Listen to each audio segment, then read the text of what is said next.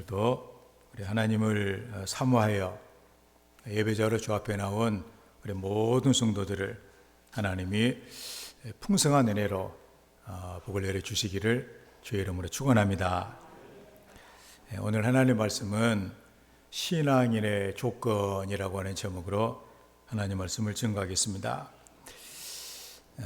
여기 조건이라고 하는 거, 우리 신앙인이 신앙생활하면서 꼭 가져야 될 그런 요소들을 얘기를 하는 것이죠. 좋은 성과를 얻을 수 있는 그런 요소들, 이렇게 말할 수도 아마 있을 것입니다. 우리는 속초에서 살기 때문에 우리가 많은 곳에서 이렇게 높은 봉우리, 바로 대청봉을 우리가 바라봅니다.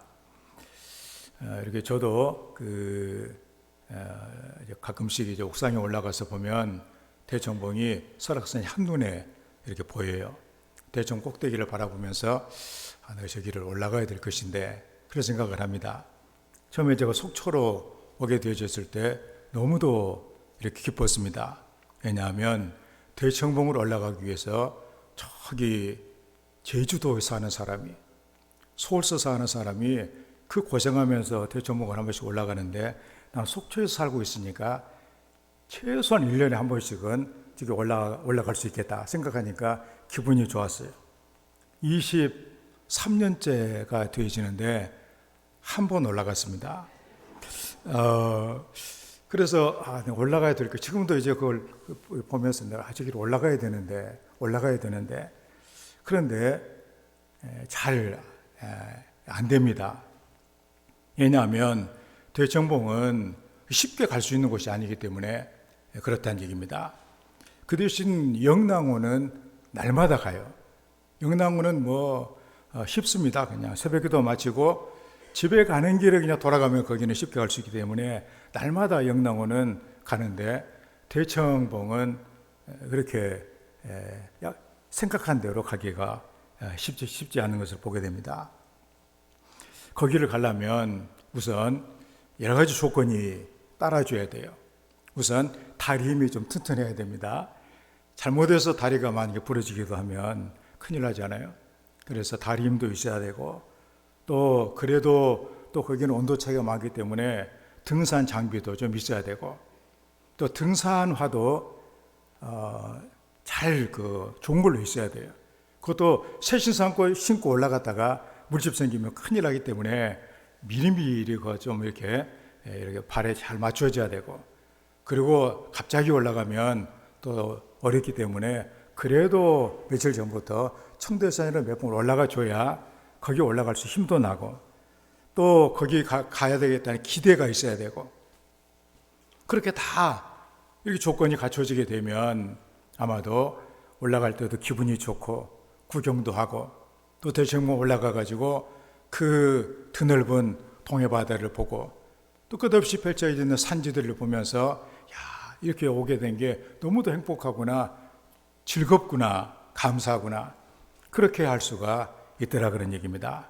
그런데 아무런 이런 조건도 없이 그냥 신발도 준비도 안 되고 하다 중간에 가다가 밑창이 막 떨어져 나가고, 그 다음에 다리 아파가지고 못 올라간다고 그렇게 하고, 또 꼭대기 올라갔더니 그 밑에서만 생각하고 그냥 옷도 준비도 안 했는데 추워가지고 막 얼라고 막 그렇게 하고 있고, 그렇게 하다 보면 무슨 마음이 들겠어요? 내가 여기를 뭐 때문에 내가 왔는지, 그러면서 불평을 하고 원망을 하면서 그렇게 일정이 되지 않겠는가, 그런 말씀입니다. 마찬가지로 우리 신앙생활 하면서 뭔가 이 조건이, 우리가 하나님을 만나는데, 하나님과 함께하며 은혜를 받는데 여기에도 조건이 있어야 된다는 얘기예요. 우리가 설악산을 대청봉으로 올라가면서 뭔가 이 조건이 맞아 되어지는 것처럼, 하나님께 나아가는 자도, 우리가 하나님께 나간다고 그러잖아요. 거기도 뭔가 조건이 있어야 된다는 사실입니다. 그 조건이 뭐냐? 바로 믿음이라고 얘기를 합니다. 하나님과 좋은 관계를 맺어야 돼요. 하나님을 우리가 만나야 되고, 하나님과 좋은 관계를 가져야 되지는데, 좋은 관계를 가지려면 믿음이 필수적이다. 그런 이런 내용이죠. 왜냐하면 하나님은 우리들의 외모를 보시는 것이 아니라 우리의 중심을 보신다 그런 얘기입니다. 여러분의 마음의 중심을 하나님께서 보시는데 그 중심이 하나님을 기쁘시게 하는 그 중심이 되어야 된다는 사실이죠. 그림 두 장을 제가 이렇게 한번 준비를 해봤는데, 왼쪽에 있는 그 노인의 모습을 우리가 보게 되면 여러분 잘 늘 보는 그 내용 아니에요? 경건한, 정말 하나님에 대한 그 경건함이, 하나님을 신뢰하고 의지하고 있는, 그러면서 저기까지 온 그런 그 연륜이, 신앙의 연륜과 깊이가 느껴지는 그런 그림입니다. 보면은 성경책을 얼마나 많이 봤는지 아주 두꺼워졌어요, 아주. 그리고 안경이 있는 걸 봤을 때 지금 늙어가지고 잘 안 보이는데도 불구하고 안경을 쓰고 성경을 늘 탐구하면서 하나님 가까이 하기를 원하고 있는 그 어떤 마음의 태도, 그 다음에 있는 것이라고 하면은 그 조그마하고, 그 다음에 스프가 이렇게 있는데 우리가 보기에 풍성한 식탁은 아닌 것 같은데, 근데 하나님 앞에 진정으로 감사하는 그 신앙의 깊이를 우리에게 보여주고 있는 그런 모습입니다. 그래서 우리가 딱 보는 순간, 하나님께서 기뻐하시겠구나, 이런 마음이 바로 이렇게 들게 돼요. 오른쪽에 있는 그림도 보게 되면 할아버지 할머니가 손자랑 같이 밥을 먹고 있는 그런 장면 같은데, 그 식탁을 앞에 놓고서 저렇게 간절하게 감사 기도를 하고 있는 저 모습을 봤을 때, 저 가정은 정말로 하나님께서 기뻐하시고 하나님께서 돌봐주시는 저런 가정이 되겠구나, 그런 그 마음을 갖게 된다 그런 얘기입니다. 그러니까 바로 뭐냐, 이게 다 이런 것들이 하나님께서 우리들의 중심을 보시는데, 그 중심이 보니까 뭔가 하나님을 향한 그 자세가, 조건이 갖춰져 있는 것처럼 보여진다 그런 얘기입니다. 한번 전에 말씀드린 적이 있는 것 같지만 황송주 박사라고 우리나라 유명한 의사가 계시잖아요. 김영삼 대통령 때 주치의도 하고 하는 아주 신실한 신앙인이에요. 지금도 병원을 세워가지고 아주 사람의 건강을 책임을 지면서, 그 다음에 황송주 생식을 만들어가지고 우리나라 사람들의 건강을 위해서 열심히 연구도 하고 또 선교도 굉장히 많이 하면서 삶을 하나님께 드리려고 하는 그런 신실한 분이신데, 그분이 신앙을 갖게 된 그 배경을 보면 참 우리가 많은 것을 느끼게 해줘요. 이 사람이 서울대 의대를 다녔는데 자기 친구 중에 하나가, 이 사람은 예수를 안 믿었고 서울대 다닐 때까지만 해도, 그런데 자기 친구 중에 하나가 정말로 예수님을 잘 믿는 그런 친구가 있었는데, 그 점심시간에 식사를 하게 되면 이 친구가 기도를 하는 거예요. 되게 여러분들 기도를 어떻게 하는지 모르지만 그 식당에서 같이 이렇게 하는 식당에서 기도를 참 진지하게 하는 거 쉽지 않잖아요.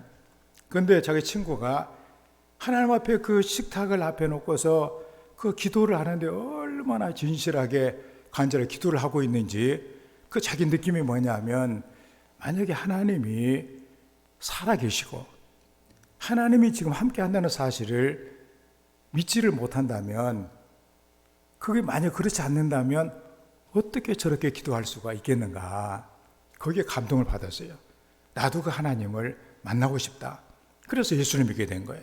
그렇기 때문에 그도 항상 그 마음이 뭐냐, 내 삶 속에 늘 하나님이 함께해 주시는, 하나님을 그렇게 섬기는 이런 올바른 자세를 그렇게 갖기를 원하고 하나님을 섬겼다, 그런 말씀입니다. 그래서 신실한 삶을 살게 되고 신앙의 많은 열매가 맺혀진 것을 우리가 보게 되더라, 그런 얘기입니다. 우리가 다윗을 봐도 그걸 알게 되어지는데, 하나님께서 다윗을 이스라엘 왕으로 세우세요. 그런데 사도행전 13장 20절에 보면 다윗을 왕으로 세우시고 증언하셨다 그랬는데, 뭐라고 하셨냐면, 내가 이새의 아들 다윗을 만나니 내 마음에 맞는 사람이라 내 뜻을 다 이루리라 그렇게 말씀을 하셨다 그런 얘기입니다. 다윗을 만나니 내 마음에 맞았다. 내 모든 뜻을 다 그를 통해서 이루겠다. 그래서 그가 메시아를 대신한 이런 인물이 될 수가 있었다 그런 얘기입니다. 그러면 우리도 이제 그렇잖아요. 여러분 마음에도 그래 나도 왕 예수를 믿는데 하나님께서 보시기에 하나님 마음에 맞는 이런 것 신앙인이 돼야 되겠구나 그런 마음을 가져야죠. 또 바로 우리가 지금 하나님께 나왔잖아요. 하나님께 나왔는데 여러분의 그 마음의 자세, 하나님을 경배하며 예배하는 여러분의 자세가 하나님께서 보시기에 마음에 맞는, 하나님의 마음에 맞는 그 마음이어야 된다 그런 얘기죠. 그러니까 이 예배를 드리면서도 딴 생각을 하고 있고 자꾸만 이렇게 누가 연락 주는 거 카톡을 이렇게 보고 아니면은 딴 이렇게 걱정거리 생각을 하고 이런 식으로 하면은 하나님이 다 보고 계시는데 하나님의 마음에 맞겠어요 그게. 그래서 오늘 우리는 이 문제에 대해서 우리가 한번 심도 있게 생각을 해봐야 되겠다 그런 말씀입니다. 제가 이제 그 설교를 준비하면서 어느 사이트에서 저 위에 있는 저 글을 제가 이렇게 봤습니다. 뭐라고 되어 있었냐면 일요일만 교회에 나와 예배 보는 사람들은 대부분 종교 생활하는 불쌍한 사람들이다 그렇게 되어 있고 그 밑에는 주일에도 교회에 나와 예배 드리는 분들은 대부분 신앙 생활하는 축복받은 분들이다 그렇게 되어 있어요. 그리고 이 근거로 이사야 1장 12절의 말씀 밑에 있는 말씀이죠.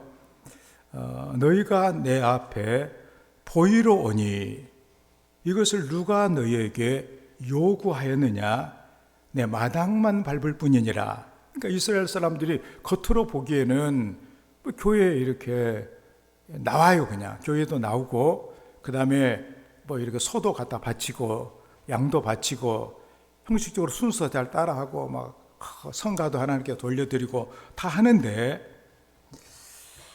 그런데 그 하나님이 보시기에 기뻐하지 않는다는 얘기예요 이게. 왜냐하면 그 마음이 하나님께서 원하시는 그런 마음이 아니에요. 그래서 우리가 그 위에 있는 저 글을 우리가 이렇게 보면 그냥 오는 거예요. 그냥 이렇게 와가지고 예배 그냥 이렇게 때우자 이런 식으로 해가지고 이렇게 하면 그 종교 생활이라니 이건 종교 생활이지 이건 하나님과 삶이 연결되는 이런 뭔가 신앙 생활은 아니다 그런 얘기예요. 그러니까 이런 사람은 예를 들어서 설악산에를 조건도 안 갖추고 갔다가 그냥 다리가 부러지고 아니면은 아주 고생만 하고 좋은 추억은 하나도 안 남기는 이런 거 신세같이 되고 만다 그런 얘기입니다. 그런데 평상시에도 삶 가운데 하나님을 경험하면서 하나님과 경건의 이런 삶을 살고 주일에도 그렇지 주일에도 교회에 나와가지고 하나님 앞에 감사함으로 예배를 드리는 이런 사람들은 복받은 사람의 삶이다 그런 얘기입니다. 참으로 우리는 종교인이 되면 안 됩니다. 하나님과 실제적으로 만나고 우리가 이렇게 지금도 우리가 이렇게 주님 앞에 나왔잖아요. 주님 앞에 나왔으니까 주님이 우리를 내가 왔구나 기쁘다 그러면서 우리가 은혜를 주시고 여러분 귀한 것들을 많이 채워주시는 이런 것 성도의 삶이 되지 않겠냐 그런 말씀이죠. 우리 아까 불렀던 찬송가를 우리가 보면은 저 찬송을 보면서 많은 생각이 나요. 내가 맨날 보면은 예수께로 나갑니다. 다 그렇게 되어 있잖아요. 보면은 고통의 멍에 벗으려고 예수께로 나갑니다. 자유와 기쁨 베푸시는 주께로 갑니다. 병든 내 몸이 튼튼하고 빈궁한 삶이 부해지며 죄악을 벗어버리려고 주께로 갑니다. 주께로 가면 무슨 일이 있느냐? 고통의 멍에가 벗어진다 그러니 자유와 기쁨을 얻게 된다 그런 얘기입니다. 병든 내 몸이 튼튼하게 되고 가난한 삶이 부자가 되고 죄악을 벗어버리게 된다 그런 그게 예수께로 나가며 받는 은혜다 그런 얘기입니다. 2절의 말씀, 낭패와 실망당한 뒤에 예수께로 나갑니다. 십자가 은혜 받으려고 주께로 갑니다. 슬프던 마음 위로받고 세상의 풍파 잔잔하며 영광의 찬송 부리려고 주께로 갑니다. 주께로 가게 되면 이렇게 실망한 마음이 힘을 얻고 예수님의 크신 사랑을 받아가지고 하늘의 기쁨을 맛본다 그런 얘기예요. 그런 은혜가 있다 그런 얘기입니다. 3절의 말씀에 교만한 마음을 내버리고 예수께로 나갑니다. 복되신 말씀 따르려고 주께로 갑니다. 실망한 이 몸 힘을 얻고 예수의 크신 사랑받아 하늘의 기쁨 맛보게 된다니 얼마나 귀한 복이에요. 4절의 말씀, 죽음의 길을 벗어나서 예수께로 나갑니다. 영원한 집을 바라보고 주께로 갑니다. 멸망의 포구 헤어나와 평화의 나라 다다라서 영광의 주를 배우려고 주께로 갑니다. 주께로 가는 길에 바로 지금 여러분들의 이 자리에 하나님께 여러분에게 주시는 이 놀라운 은혜들이 이렇게 있다는 사실이에요. 이걸 우리가 누리라고, 이거 누리며 살아가는 것이 바로 성도들의 삶이라고 우리에게 지금 우리에게 하나님께서 말씀하신다는 사실이에요. 그러기 위해서는 하나님께로 가야 되는 것이죠. 이렇게 그래서 우리가 이런 은혜를 받아야 됩니다. 그래서 그리스도인들은 바로 하나님께 나갈 수 있는 길이, 이 은혜를 받는 길이 바로 뭐냐? 믿음이다 그런 얘기입니다. 오늘 본문의 말씀은 그 믿음의 조상들에게 나타난 믿음의 행적을 기록한 그 히브리서 11장을 우리가 그래서 믿음장이라고 주로 얘기를 많이 하거든요. 그래서 히브리서 이 저자는 믿음을 강조하면서 이 보이지 않는 것을 보이는 것처럼, 보이지 않는 것을 손에 잡지 않는 것을 잡은 것처럼, 듣지 않는 것을 듣는 것처럼 이거 확신하는 것이고 하나님의 약속을 신뢰하는 것이라고 그렇게 정의를 내려주고 있습니다. 믿음의 조상들은 이 사실을, 이 믿음을 생활을 통해서 우리에게 확실하게 보여주고 있다 그런 얘기입니다. 6절의 말씀, 믿음이 없이는 하나님을 기쁘시게 하지 못하나니 하나님께 나아가는 자는 반드시 그가 계신 것과 또한 그가 자기를 찾는 자들에게 상 주시는 이심을 믿어야 할지니라. 현대 번역을 보면은 여러분은 믿음이 없이는 하나님을 기쁘시게 드릴 수 없습니다. 하나님께로 나가려고 하는 사람은 누구든지 하나님의 살아계시다는 것을 믿으십시오. 진정으로 하나님을 바라는 이는 반드시 보상받는다는 사실을 믿으십시오. 그게 들어가고 있습니다. 그러니까 믿음을 가지고 하나님께 나가야 하나님께서 여러분들 기뻐해 주시는데, 그래 믿음, 그 믿음이 뭐냐? 하나님이 살아계시다. 그리고 하나님이 반드시 믿음 갖고 나가면 내게 거기에 걸맞는 보상을 해 주신다 그러니 우리는 이런 사실을 그래 내가 이런 믿음을 가지고 이 예배를 드리러 오면서도 아무런 기대도 아무런 어떤 그 바람도 소망도 없이 우리가 있다면 우리 하나님께서 내 마당만 밟고 있다. 내가 너를 보는 것이 너무나도 괴롭다.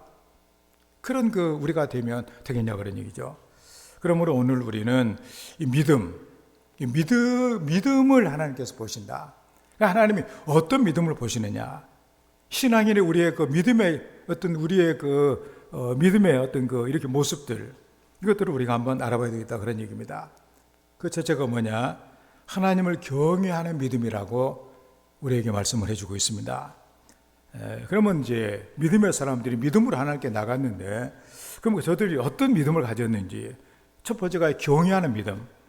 7절의 말씀 보니까 믿음으로 노아는 아직 보이지 않는 일에 경고하심을 받아 경외함으로 방주를 준비하여 그 집을 구원하였으니 이로 말미암아 세상을 정죄하고 믿음을 따르는 이의 상속자가 되었느니라.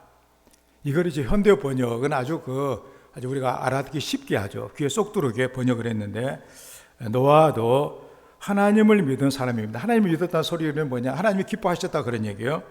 그러나 하나님께서 장차 일어날 일을 경고해 주셨을 때 홍수의 조짐 같은 것이 전혀 없었는데도 그 말씀을 믿었습니다.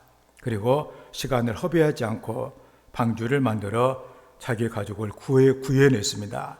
하나님을 믿는 노아의 신앙은 그 당시 거역만을 일삼던 사람들의 죄나 불신앙과 비교할 때 너무나도 대조적입니다. 이 믿음 때문에 그는 하나님께서 받아들이시는 사람이 된 것입니다. 그 믿음. 어떻게 보면 이 경외함으로 이 말은 존경하는 마음으로 신중하게 행동하다 그런 얘기예요. 만약에 여러분들이 하늘에서 비가 내리는 것을 한 번도 보지도 못했다.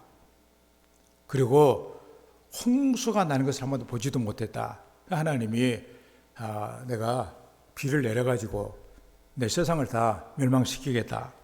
너는 산 꼭대기에다가 배를 만들어라. 그렇게 하면 굉장히 어려운 정말 하나님에 대해서 경외함이 없이는 그 일을 하기 상당히 어려운 일 아니에요? 평지에다 만들기도 힘든데 비가 오는 것도 내가 보지도 못했는데, 그래서 그 현대 번역을 보면은 홍수의 조짐 같은 것이 전혀 없었다. 학자들은 얘기를 합니다. 그때까지는 비가 안 왔다고 주로 얘기를 하거든요. 그런데 비가 와가지고 온 세상을 다 물로 심판할 것이다. 그래, 너는 산 꼭대기다가 배를 만들어라. 정말로 하나님을 공경하지 않으면 그 일을 못하겠죠, 그냥. 그렇지만 노아는 하나님을 믿었다 그러니. 믿어가지고 산 꼭대기에다가 그 배를 만들어가지고 자기 가족을 구원해냈다 그런 얘기입니다. 그러니까 하나님께 믿음으로 나아갔더니 하나님이 보상해 주셨다 그런 얘기죠, 이게. 그걸 우리에게 들려주고 있는 것이에요. 오늘날에도 우리가 보면 이렇게 부모님이 참 신앙생활 하면서 자식이 믿음 생활 안 해가지고 이제 자기가 세상을 떠나게 돼가지고 그 자식이 너무나도 안타까워가지고 유언을 하는 부모가 이렇게 계십니다. 이제는 내가 눈을 감게 되는데 네가 예수를 안 믿고 있는 걸 보니까 내가 눈을 못 감겠다. 제발 좀 네가 나를 좀 부모라고 생각한다면 예수 잘 믿고 나랑 같이 천국에서 만나자. 그런 얘기를 했다고 했을 때 정말로 부모를 사랑하고 공경한 그런 자식 같으면은 내가 교회 싫고 예수 믿는 사람 싫고 내가 기분도 나쁘고 하지만 부모가 얘기했으니까 내가 드려야 되겠다. 그래가지고 그때부터 예수를 믿는 사람들이 의외로 많아요, 이게. 왜냐하면 부모가 얘기를 했으니까 부모를 공경하는 마음으로 하는 이런 사람들이 있더라 그런 얘기입니다. 그런데 너무나 완악한 이렇게 자식 같으면은 부모를 공경하지 않게 되면 안 듣죠, 그거 그냥.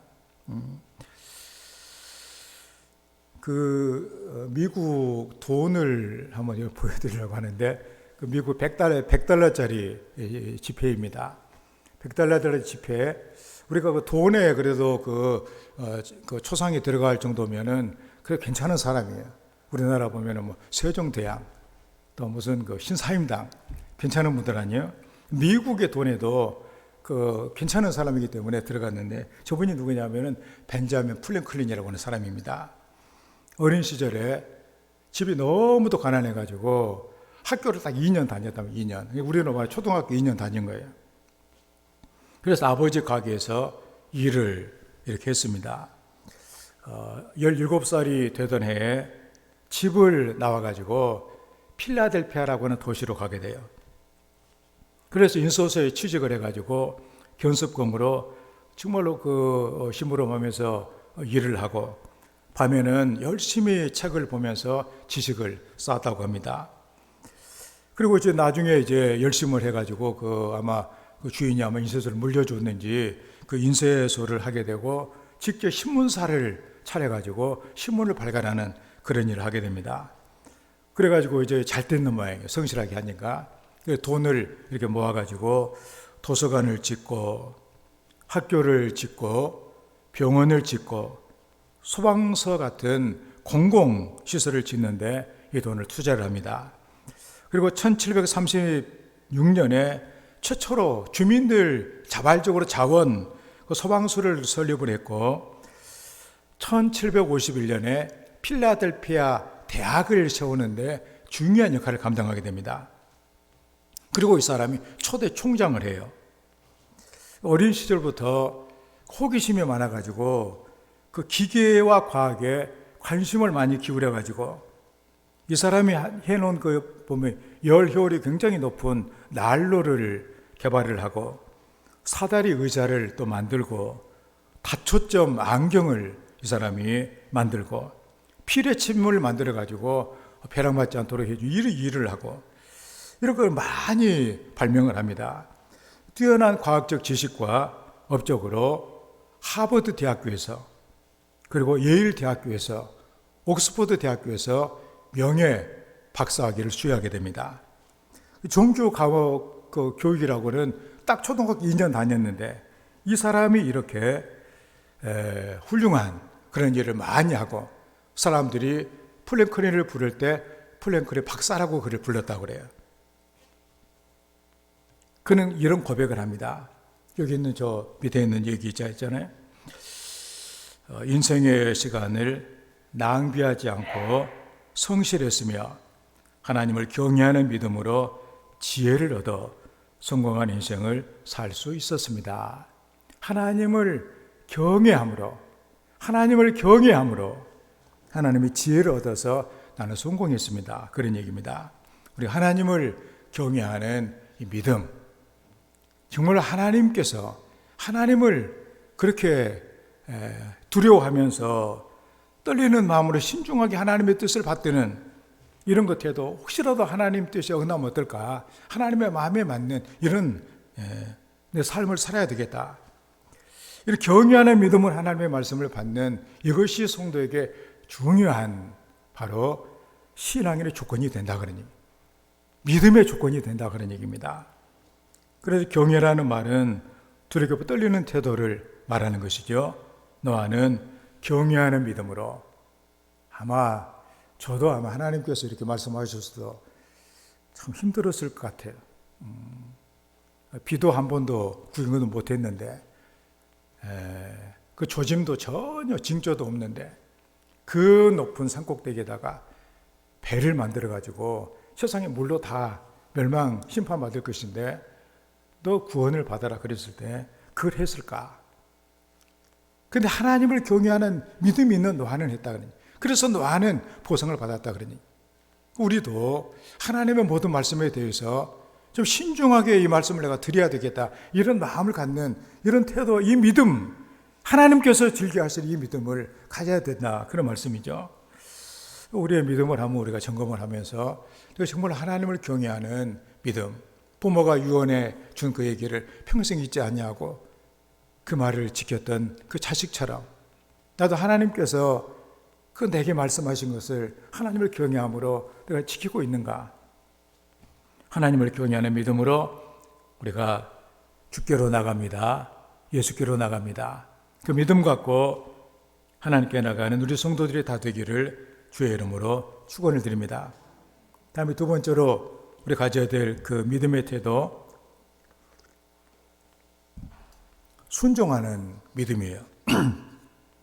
그 믿음을 하나님이 기뻐하신다 그런 얘기죠. 8절의 말씀에 믿음으로 아브라함은 부르심을 받았을 때 순종하여 장래 유업으로 받을 땅에 나아갈 때 갈 바를 알지 못하고 나갔으며, 현대의 번역은 아브라함도 하나님을 굳게 믿었습니다. 그래서 하나님께서 그에게 고향을 떠나 약속해 준 먼 땅으로 가라고 지시하셨을 때 아브라함은 그대로 순종하였습니다. 그는 자신이 가는 곳이 어디인지도 모르는 채 고향을 떠났습니다. 그러니까 하나님께서 너는 내가 이제 갈 곳을 내가 너한테 알려줄 테니까 집 떠나서 가라.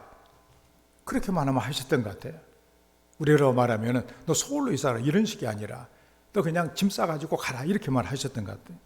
아브라함은 순종해가지고 하나님이 왜냐 내 말 들으면 내가 너에게 귀하게 보상해 주겠다. 너는 뛰어난 민족이 되고 후손이 아주 창대해지게 될 것이고 너는 복이 될 거다.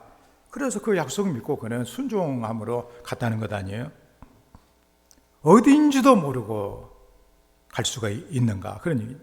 이게 순종하여 언어의 뜻은 아래에서 듣다 그런 얘기. 그러니까 이거 종이라고 하는 것은 주인이 시키는 대로 해야 돼요. 제가 군대 가서 이렇게 보면 제가 전에 여기서 초론에 가면은 그 군부대가 많이 있잖아요. 그러면 주로 이제 군인들이 하는 일을 보니까 이제 딴 생각을 못하게 하려고 그런지 몰라도 그 부대 옆으로 타이어를 이렇게 쌓는 일을 하더라고요. 타이어로 이렇게 뭔가 이렇게 울타리처럼 쌓아요. 열심히 쌓고 타이어를 울타리 만들려고 쌓는구나. 또 언제 보니까 타이어를 다 또 이렇게 또 해체를 하고 있어요. 또 그것도 이제 해체하라고 하면 명령을 했던가 봐요. 우리로 생각하면 정말 바보 같은 일 아니에요, 그게. 힘껏 그렇게 힘든데 타이어로 그냥 그것도 무거운 타이어를 가지고 해고서 흙으로 다 또 채워놓고 또 다 해가지고 좀 이제는 됐다 싶었으니까 다시 또 빼고 또 타이어 다시 정리하라고 이렇게 하게 되면 쉽겠어요. 그렇지만 군대에서 하라는 대로 그냥 하는 것 아니에요. 종이 바로 그런 식이에요. 아래에서 듣다. 아브라함의 순종은 그 모든 것들을 이건 하기도 싫은데 그냥 나한테 이거 시키고 가라고 한다. 이거 마지 못해서 하는 그것이 아니에요. 자발적으로 또 주저없이. 나중에 그 이삭을 바치라고 할 때도 주저없이 가잖아요. 새벽에 일찌감치 일어나가지고. 하나님을 정말로 신뢰하지 못한다면, 하나님을 믿지를 못한다면 결정을 내리는 것이 쉽지 않아요. 그렇지만 하나님을 믿었기 때문에 하나님께 믿음으로 나가는 그는 하나님의 내 인생을 주관하시고 하나님이 하시는 것은 항상 선하다, 좋은 것이 있다. 이걸 믿었기 때문에 즉각적으로 순종하면서 나가게 됐다 그런 얘기입니다. 우리 현대 기독교 영성화 중에서 참으로 많은 이런 성도 영감을 주고 영향을 미치고 있는 분 가운데 헨리 나우엔이라고 하는 저분이 계세요. 책도 봐도 두려움에서 사랑으로, 이 내용만 봐도 뭔가 우리에게 와닿는 어떤 그 은혜가 이렇게 있는 것을 보게 되어지는데, 그는 하버드 대학교 교수였어요. 잘 나간 인생이죠, 아주. 하버드 졸업하기도 힘든데 하버드 교수였는데 어느 날 하나님께서 이게 마음에 들려주시는 말씀이 있었습니다. 모든 걸 다 내려놓고 정말로 너는 나를 섬기는 그 마음으로 장애자들을 섬겨라라고 하는 이런 하나님의 뜻을 그는 깨닫고서 하버드 대학교 교수직을 내려놓고 그 다음에 라루시라고 하는 아이들 정신이 이렇게 정신적으로 부족한, 그러니까 그래서 뭔가 치료가 되는 이런 것이 아니라 이 사람들은 그냥 돌봐만 줘야 될 그런 공동체에 들어가서 그들을 끝까지 보살폈던, 거기서 이제 삶을 살았던 그분이기 때문에, 그러면서 계속해서 자기 마음을 하나님께로 향하면서 글을 썼던 그런 분이었어요. 그래서 그는 많은 사람의 존경을 받고, 우리는 하버드 대학 교수가 숫자가 더 많은 누가 어떻게 알겠어요. 그렇지만 헨리 나우엔이라고 하는 이름은 그래도 온 세계 모든 사람이 그래도 알 수 있는 유명한 인물이 됐다는 사실입니다. 하나님이 보상을 해주신 것이죠. 그는 이런 얘기를 합니다. 나는 자기의 내적 동기에 대해, 자기가 그렇게 하나님께 순종했던 동기를 얘기를 하는 거예요. 아마 나는 하나님과 함께하기보다 함께하는 것에 관하여 말하고 있었던 것 같다. 믿음은 하나님에 관하여 말하는 것이 아니라 하나님과 함께하며 순종하는 것이다. 그래서 그는 지체 없이 하나님께 순종하기 위해서 다 그렇게 한다고 그래가지고 정신 지체아들이 좋아지지도 않는데 단지 돌보는 것만, 그걸 하기 위해서 그는 갔다 그런 얘기입니다. 우리 하나님에 대해서 말을 많이 하는 것이 순종이 아니다 그런 얘기죠. 순종하는 믿음으로, 순종을 행동으로, 이게 바로 믿음이다 그런 얘기입니다. 하나님에 관하여 말을 많이 한다고 그래가지고 문제가 해결되는 것은 아닙니다. 우리 하나님과 함께하며 순종하게 되어졌을 때 그때 문제가 해결이 되더라 그런 얘기죠. 믿음은 상황이 어려워도 항상 우리가 믿음과 대치가 되는 것이 상황이에요. 그래서 우리가 지난 주에 봤던 그 이스라엘 사람들이 광야 생활에서 또 우리가 그 정탐꾼들이 그 가나안 땅을 보고 와서 하는 그 모든 것들이 늘 상황 때문에 하나님의 말씀에 그 믿음이 무너져 내리는 것을 우리는 보더라 그런 얘기입니다. 그러니까 하나님께서 내가 너에게 주겠다 약속을 했으면 어떤 경우에서라도 어떤 상황 가운데서 그렇게 하시겠다고 우리가 믿어야 되어지는데 현실의 벽이 너무나 높다고 생각을 해가지고 순종하지 않냐고 내 마음대로 하고 그러다가 인생이 어렵게 되어지는 경우를 맞게 되더라 그런 얘기입니다. 우리는 하나님에 대한 확신을 가지고 그 말씀에 내가 순종을 하고 있는지 아니면 부분적으로만 그냥 자기 마음 이것은 내가 듣고 이것은 안 듣겠다 내가 결정하는지 이런 것들 우리가 한번 내 자신을 봐야 되겠다 그런 얘기죠.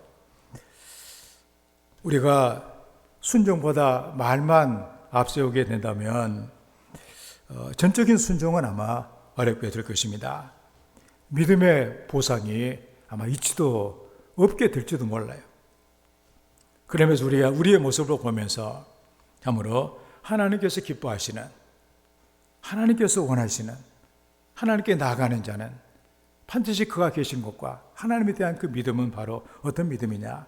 바로 하나님의 말씀에 대해서 순종하는 믿음이다 그런 얘기죠. 그래서 성도들 봐도 다 그래요. 하나님 말씀에 순종해서 하게 되면 나중에 다 그게 좋거든요 이게. 그런데 순종하지 않냐고 나는 젊었을 때는 내가 지금 못하겠으니까 나이가 그래도 한 90 넘어가가지고 하겠다 이런 식으로 생각을 해가지고 그 못하는 경우들이 얼마나 많아요. 자꾸만 미루고 형편이 안 된다고 그러고 이 사정을 보면 어떻게 하나님도 이해하시겠지 이런 식으로 해가지고 안 하고 그런 경우들이 있더라 그런 얘기입니다. 그런데 하나님께 내가 반드시 그가 계신 것과 믿음으로 나가는 자에게 하나님 보상하신다. 근데 우리가 그 믿고 하는 하나님을 믿는다는 사실은 바로 그것까지라도 포함하겠다는 사실을 기억하면서 순종하는 믿음으로 하나님께 나가는 성도들이 되기를 주의 이름으로 축원합니다. 다음에 세 번째로 하나님을 확신하는 그 믿음입니다. 11절의 말씀에 믿음으로 사라 자신도 나이가 많아 단산하였으나 잉태할 수 있는 힘을 얻었나니 이는 약속하신 일을 미쁘신 줄 알았습니다. 현대 번역은 아브라함의 아내 사라도 믿음이 깊은 여자였습니다. 사라는 이미 나이가 많이 들어 아기를 낳을 수 없었지만 하나님께서 반드시 약속을 이루어 주시리라는 믿음을 굳게 갖고 있었으므로 어머니가 될 수 있었습니다. 참 놀라운 은혜죠. 아마 사라 나이가 보니까 아마 그때는 90 정도 됐는 것 같아요. 우리 90된 우리 이렇게 성도님한테 내년 이맘때 네가 아들 낳게 될 거다 이런 얘기를 들었다면 어떤 반응을 할까? 아마도 그 어떤 지나가는 사람이 여러분을 지금 붙잡고서 한 70 정도 된 분한테 내년 이맘때 당신이 아들 낳을 것이다. 그러면 저 사람이 어떻게 이상한 사람이 나한테 저렇게 쓸데없는 소리를 한다고 다 그렇게 할 거예요. 그런데 만약에 여러분들이 90인데 하나님께서 그렇게 말씀하셨으면 어떻게 반응할까? 그런 얘기죠.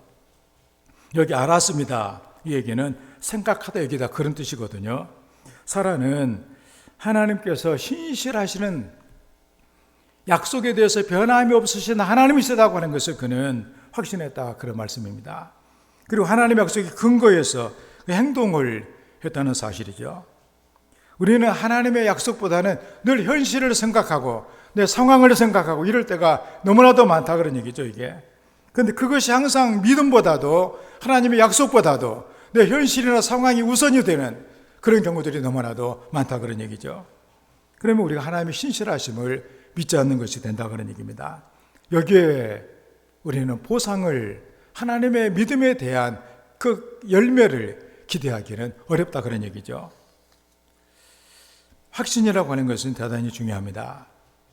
이건 뭐 좀 다른 얘기는 하지만 우리가 세계 지붕이라고 일컬은 에베레스트, 히말라야 산맥에 있는 에베레스트 8,848m로 제가 알고 있는데, 그 등산을 좋아하는 사람들은 꼭 저 산을 한번 올라가 보기를 원하는 것이죠. 1963년 5월에 미국의 역사상 처음으로 그 에베레스트를 정복한 등반가가 바로 짐 히테커라고 하는 저 사람이거든요. 그래서 아주 히테커를 포함한 모든 등반대가 꼭 한번 올라가 보고 싶다. 아마 최종적으로 아마 이 사람들이 훈련을 제대로 했는지 마음의 각오는 어떤지 아마 네팔 정부에서 아마 심사를 한번 마지막으로 하는 것 같아요. 그래서 이제 그 사람들을 불러다가 심사를 했답니다. 그래서 질문이 뭐냐, 에베레스트 그 정상에 오를 수가 있겠습니까? 하고 물었다고 그래요. 그때 그 사람들이 다 얘기를, 나는 최선을 다하겠습니다. 그렇게 되기를 정말로 간곡히 소망합니다. 그런데 그 짐 휴테커 저 사람은 나는 이번에 반드시 내가 올라갈 것입니다 라고 결의가 차 있었다 그런 얘기예요. 다른 사람들은 못 올라갔는데 바로 저 휴테커는 등반에 성공을 했다 그런 얘기입니다. 우리 하나님에 대해서도 확신하는, 하나님에 대해서 확신하면 하는 것이죠, 이게. 왜냐하면 하나님께서 그렇게 하시겠다고 했으니까 확신하는 것이죠. 우리가 보면은, 우리가 그 하나님에 대해 순종이 부족한 이 모든 것들을 보면은 확신이 항상 부족한 것으로 우리가 보게 되더라 그런 얘기입니다. 사라는 처음에는 확신을 갖지 못했던 것 같아요. 귀를 의심을 했습니다. 하나님이 사라야, 내년 이맘때 네가 아들을 안게 될 거다. 속으로 하나님 내 나이가 지금 몇 살인 줄 알고 그런 말씀을 하시면, 그러면서 몰래 가서 웃었다고 그랬어요.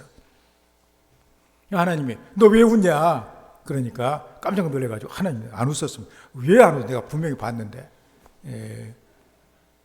그랬는데 하나님께서 말씀하셨으니까 나는 믿는다. 그래서 이듬해 역시 이제 아들을, 이삭을 낳잖아요. 처음에 웃었고 아들을 낳고 보니까 너무도 웃음이, 너무도 재밌는 일이에요. 하나님을 믿었더니 이런 웃을 일이 생겼다. 그래서 그 아들 이름을 이삭이라고, 이삭의 뜻이 웃음이라는 뜻이에요. 자기도 웃고 이 얘기를 듣는 모든 사람이 다 웃었다 그런 얘기입니다. 하나님의 약속이 그렇다 그런 얘기죠. 참으로 우리는 늘 하나님에 대해서 이런 확신을 갖고, 그러니까 우리가 다 연결되어 있는 것이죠. 믿음이라고 하는 것은 우리가 이렇게 하나님을 정말로 내가 존경하고 하나님을 경외하고, 그렇기 때문에 그분이 하는 얘기를 신뢰하고 우리가 순종하는 것이고, 그 다음에 확신을 갖기 때문에 그 믿음의 그 보상들, 열매들을 우리가 보게 된다 그런 얘기입니다. 그래서 우리 신앙의 생활은 바로 그것 같아요. 믿음으로 했는데 하나님의 보상해 주신 것, 그것들을 우리의 삶의 증거로 갖고 있어야죠. 그래서 다윗처럼 하나님이 내게 선하신 분이시고, 하나님이 선하신 분을 믿었기 때문에 현실이 아무리 답답하고 현실이 아무리 힘들고 어려워도 하나님에 대한 그 믿음을, 그 끈을 그는 놓지 않을 수가 있었다 그런 얘기입니다. 반드시 하나님께서는 이런 내 환경에서 건져주시고 하나님께서 나를 통해 영광을 받아주신다는 사실을 의심하지 않았다 그런 얘기입니다. 저는 오늘 우리 성도들이 아까 있는 것처럼 믿음을 통해서 하나님께 나아가는 자는 반드시 그가 계신 것과 그를 찾는 자들에게 상 주시는 이심을 믿어야 된다. 이게 조건이다. 경외하는, 그리고 순종하는, 그리고 확신하는 이런 믿음이 우리에게 있어야 된다는 그런 말씀이죠. 그래서 저는 이런 것들을 많이 간직하고 그래 여러분들이 이것을 하고 여러분 유산으로 이걸 물려줘야 돼요. 여러분들이 뭐 하나님께 받은 것도 하나도 없는데 자기가 너는 다른 거 어떤 것보다도 너는 꼭 믿음을 지켜야 된다. 이런 얘기를 어떻게 할 수가 있겠냐 그런 얘기입니다. 그래서 이런 믿음이 없이는 우리가 예배를 드리러 나올 때도 얼마나 우리가 허망하겠어요. 이게 뭔가 여러분들이 어느 곳에 가게 되면 뭐가 있다는 사실을 알면은 기분이 좋잖아요. 예를 들어서 여러분들이 전체집에 가가지고 여러분들 철개점을 이렇게 뭔가 초청장을 받아가지고 우리 멋진 아주 비싼 아주 뷔페를 대접하겠습니다. 갈 때 얼마나 기분이 좋겠어요. 아침도 안 먹고 그냥 먹으려고 생각해가지고 먹을 생각하니까 그렇게 하면서 갈 수가 있는데 예수를 믿으면서도 아무런 기대감도 아무것도 없이 믿음이라고 하는 것은 정말로 이제 거의 기도할 때 누가 하는 게 신라 같은 믿음만 겨우 남아있어가지고 이렇게 한다면 참 하나님께서 기뻐하실 수가 없는, 하나님이 그런 말씀을 하시겠어요. 진정으로 나를 예배하고 나와 함께하는 이런 삶을 살기를 원하시는 것이죠. 그래서 오늘 말씀 기억하면서 하나님을 반드시 하나님이 살아계신 것을 믿고 하나님께 나가게 되면 하나님이 반드시 보상하신다. 그 약속의 말씀을 믿으면서 믿음의 생활에 뭔가 성령께서 주장하시고 힘을 주시는 능력 갖고 잘 감당하는 우리 성도들이 다 되시기를 주의 이름으로 축원합니다. 오늘 말씀 생각하면서 우리 신앙이 반드시 하나님이 계신 것과 우리 하나님을 찾는 자들에게 보상하신 하나님 것을 믿고 우리가 이렇게 경외하며 순종하며 확신하는 믿음으로 하나님께 나갈 수 있는 사랑하는 성도가 되게 해주시라고 우리 함께 기도합니다. 아버지 하나님,